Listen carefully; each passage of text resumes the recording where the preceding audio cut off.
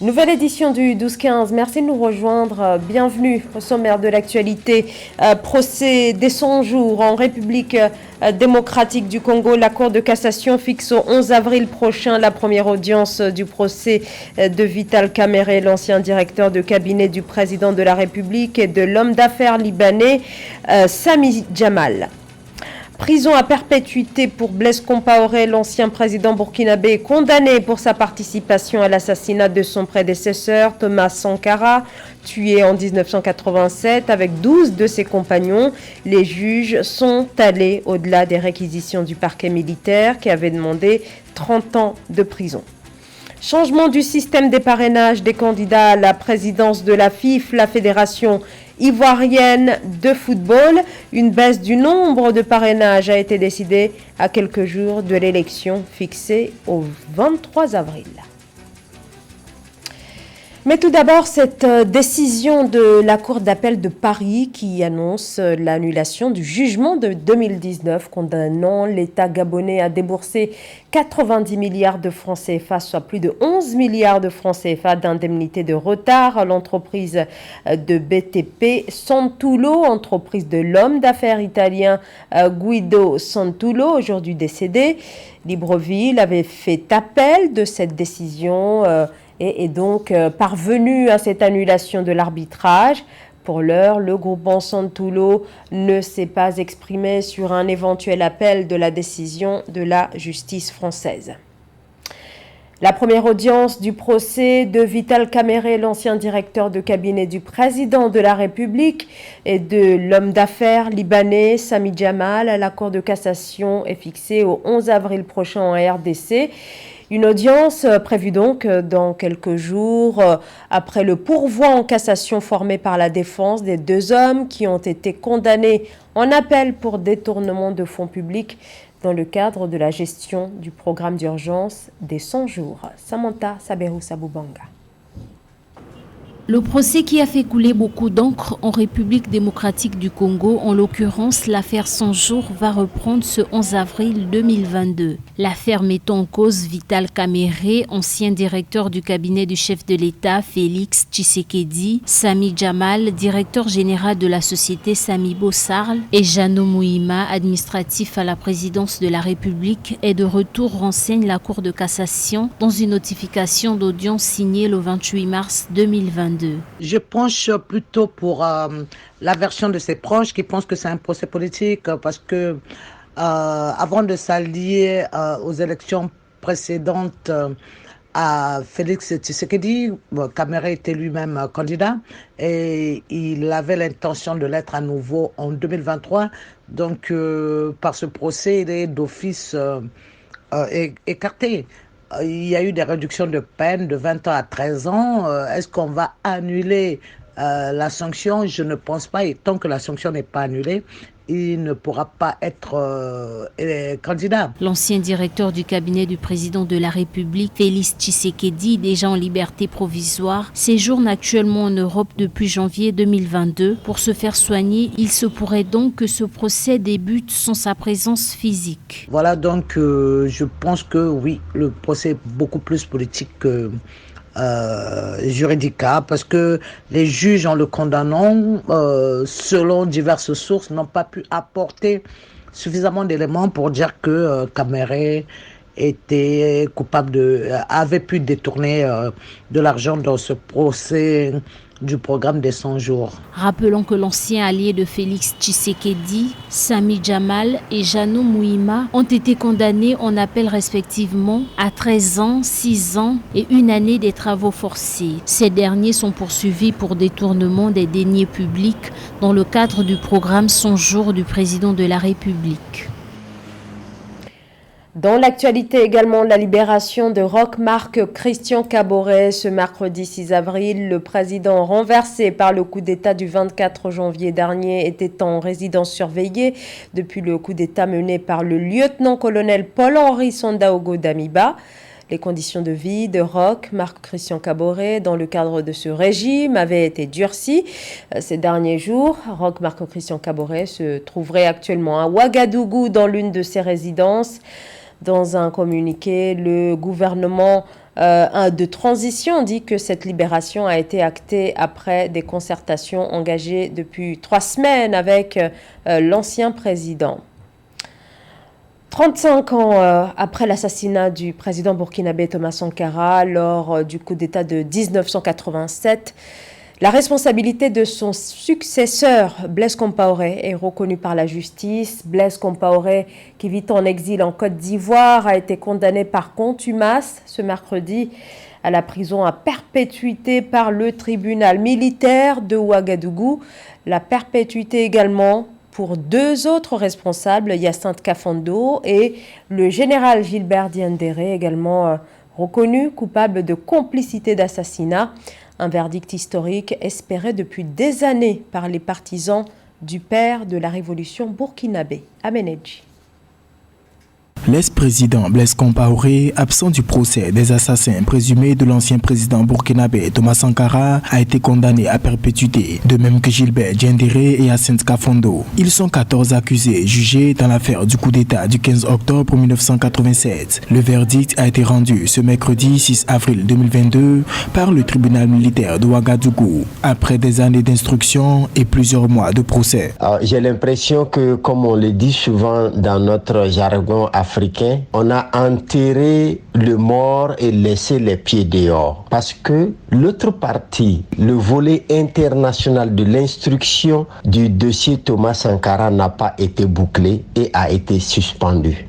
En effet, Blaise Compaoré, en exil depuis 2014 en Côte d'Ivoire, et Hyacinthe Kafando, en fuite depuis 2016, étaient absents à ce procès qui avait débuté depuis 6 mois. Tous les 3 condamnés pour atteinte à la sûreté de l'État, Blaise Compaoré et Gilbert Diendéré, sont également reconnus coupables de complicité d'assassinat, pendant que Hyacinthe Kafando est soupçonné d'avoir mené le commando ayant effectué l'opération. 35 ans que les proches des victimes et les Burkinabés attendent cette décision de justice. Il faut qu'on ouvre le volet international de l'instruction pour le bonheur des familles éplorées, pour le bonheur du peuple burkinabé qui a perdu un être cher et pour même le monde entier qui a perdu un patriote, un homme épris de son pays et du développement humain du monde entier. Il faut que nous comprenions et que nous sachions toute la vérité. Commencé fin octobre 2021, les audiences du procès de Thomas Sankara ont été plusieurs fois suspendues, en dernier lieu au moment du coup d'État du 24 janvier, au cours duquel le lieutenant-colonel Paul-Henri Sandaogo Damiba a renversé l'ancien président Roch-Marc Christian Kaboré. Et les partisans de Thomas Sankara y voient la fin de l'impunité, verdict historique salué par les proches, dont la veuve de Thomas Sankara, Mariam Sankara. L'opinion publique sait maintenant qui est le président Thomas Sankara, qui est l'individu, qui est l'homme politique, et ce qu'il voulait, mais aussi ce que voulaient ceux qui l'ont assassiné, a réagi Mariam Sankara. Depuis les émeutes de la faim en 2018 au Sénégal, la question de la souveraineté alimentaire revient souvent au cœur du débat. Le sujet réapparaît régulièrement dans l'agenda politique. Et une nouvelle fois, le chef de l'État Macky Sall a annoncé maintenir l'objectif à travers notamment une revalorisation des fonds dédiés au développement du secteur de l'agriculture. Philomène Tine. Le budget de la campagne agricole 2022 au Sénégal a été revu à la hausse et passe cette année de 60 à 70 milliards de francs CFA. Cette annonce faite par le président Macky Sall entre dans le cadre de la politique nationale de souveraineté alimentaire du pays. À cet effet, le chef de l'État sénégalais appelle à une mobilisation générale pour accroître et valoriser davantage les produits agricoles, d'élevage et de pêche. Afin de soulager les ménages, j'ai fait baisser les prix des denrées de première nécessité, notamment le riz, le sucre et l'huile, et augmenter la subvention du riz local. Mais pour être à l'abri des aléas de la conjoncture internationale, nous devons, par un effort individuel et collectif sur nous-mêmes, faire preuve de résilience en gagnant au plus vite la bataille de la souveraineté alimentaire. La population sénégalaise devrait commencer à produire sa consommation et consommer sa production. C'est du moins la priorité du chef de l'État. Dans ce sens, l'exécutif continue de consacrer des investissements conséquents à la modernisation et à la diversification des secteurs de l'élevage, de la pêche et de l'agriculture. L'expérience des domaines agricoles communautaires montre que nous pouvons relever ce défi à l'image des belles moissons du DAC de Keur Momar Sarr, 7 mois seulement après son lancement en juillet dernier. Relever le défi de l'autosuffisance alimentaire, c'est aussi faciliter les échanges entre les zones de production et les marchés. Par ailleurs, le programme des domaines agricoles communautaires est une réponse à la problématique de l'emploi, celui des jeunes en particulier. Le concept consiste à créer des pôles de compétitivité économique et d'aménagement structurant permettant la mise en valeur de grands domaines allant de 1000 à 5000 hectares. Les inégalités entre femmes et hommes sont aussi visibles dans l'agriculture, malgré leur rôle crucial en matière de sécurité alimentaire des foyers.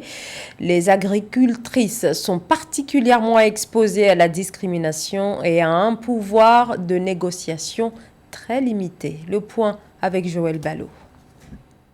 En Afrique, il existe encore des cadres politiques discriminatoires préjudiciables aux femmes et aux filles dans le développement agricole. Pourtant, selon l'Organisation des Nations Unies pour l'alimentation et l'agriculture, FAO, 80% des denrées alimentaires destinées à la consommation des ménages et à la vente sur les marchés locaux sont produits par les femmes. Aussi, la Commission de la condition de la femme de l'ONU, qui s'est réunie du 14 au 25 mars 2022, était l'occasion de revenir sur l'égalité des sexes et l'autonomisation de la femme.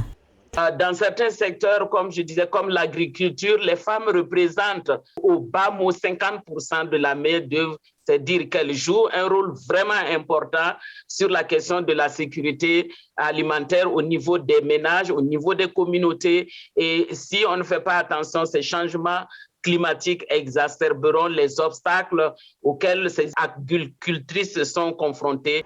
Malgré la mise en œuvre des programmes des Nations Unies pour le développement humain, les femmes souffrent toujours de discrimination sexiste et ont un accès limité aux ressources. En conséquence, elles ont moins de temps pour prospérer financièrement, faire de la politique ou d'autres activités publiques. Ce sont donc les femmes et les filles qui supportent l'essentiel des conséquences des changements climatiques. Le Niger, c'est un pays où 76% des filles sont mariées avant 18 ans. Donc, d'après une enquête de l'UNICEF, c'est le taux le plus élevé. La fille constitue comme un poids dans la famille, compte tenu donc de son statut inférieur à l'homme. La fille qui devait, par exemple, être un agent de développement, se voit être soumise donc et relayée donc à des travaux domestiques.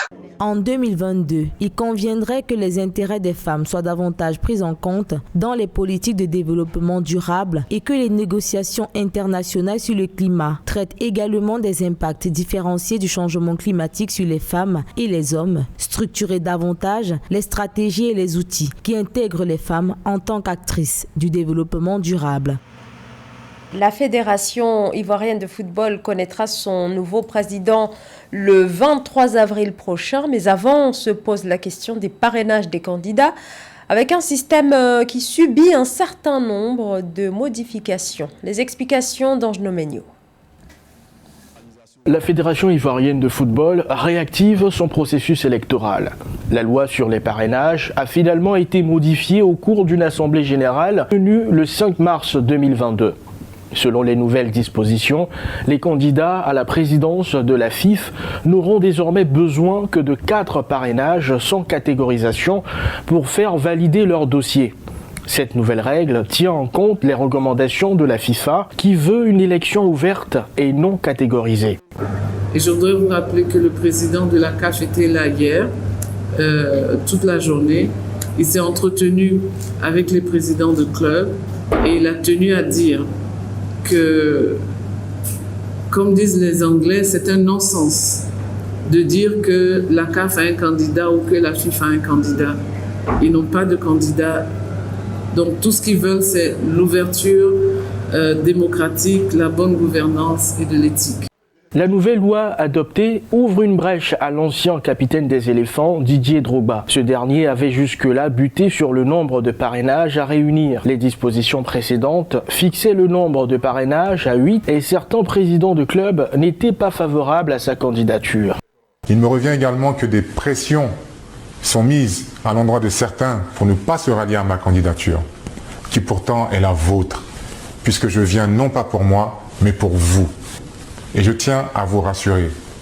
J'ai su mettre à profit mon parcours international puisque grâce à cela, j'ai gagné la confiance de nombreuses institutions et partenaires qui aujourd'hui sont prêts de façon concrète à me suivre dans cette belle aventure qui est celle de contribuer à l'essor du football ivoirien qui m'est si cher. Le dépôt des candidatures à la présidence de la FIF s'ouvre le 7 avril pour s'achever le 9 avril 2022. La campagne électorale sera ouverte dès le 16 avril et l'élection du président le 23 avril 2022. C'est la fin de ce journal. Merci de votre fidélité. L'information continue sur Africa 24.